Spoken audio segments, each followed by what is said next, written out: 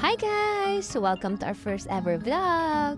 So dumating na nga ang aking sundo, kaya naman for today's video, samahan nyo kami dahil ipapakita namin sa inyo ang everyday routine namin papasok sa trabaho. Pero bago pala yan guys, gusto ko lang din i-share sa inyo na ito yung araw na hindi ko makakalimutan. Dahil nga first time namin gagamitin itong camera 360 papasok sa trabaho.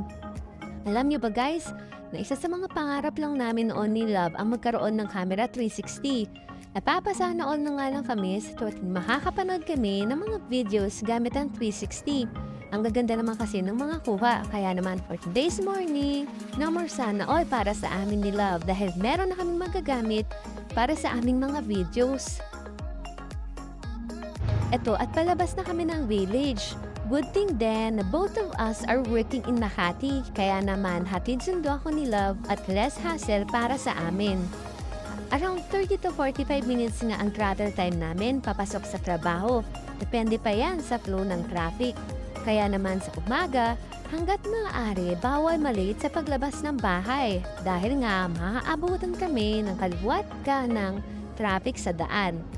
At dito kami, unang nata-traffic. Ito kasi yung tulay na connected from Manila to Mandaluyong. Grabing init, traffic, maaraw at maingay sa daan ang nararanasan namin sa umaga. Kaya naman dinadaldal at kinukulit ko na lang siya para hindi kami mainip. At eto nga, papasok na kami sa tinaguriang City Tiger of the Philippines, ang Mandaluyong. Dito sa part ng Kalentong, medyo traffic gawa ng magkakalapit ang school, palengke at simbahan. At ito yung school na nagagandahan ako. Para kasing Supreme Court or City Hall yung pagkakagawa. May mga napansin nga rin ako sa daan na may road signs na may mga flood-prone areas. Ibig sabihin, may mga madadaanan pala kami na bahain kapag tag-ulan na. Kaya naman good luck talaga sa amin. At dito nga, madalas kaming matraffic pero ngayong umaga, medyo maluwag ang daan.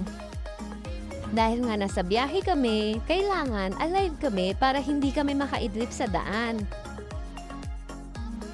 Dito pala guys, pag typical days, isa sa mga busy road dahil nga ito yung way papuntang Makati. In all in fairness, ngayong umaga, maluwag-luwag ang aming biyahe. Dito kasi sa tulay na to, madalas kami ring natatraffic. Gawa nga lang, ito yung tulay na connected from Mandaluyong to Makati. Halos nakakalahati na nga namin ang biyahe pero matindi pa rin ang tirik ng araw. Tulad nga ng ibang biyahero, umaga pa lang babad na kami sa araw at init na lansangan pero tiis-tiis lang. Basta nga may kasamang kwentuhan at tawanan, masaya pa rin ang biyahe. At eto na guys, papasok na tayo ng Makati at makikita nyo ang naglalakihan at nagagandahang mga gusali. Maganda magtrabaho dito, ang kaso may kahirapan lang sa pagko-commute.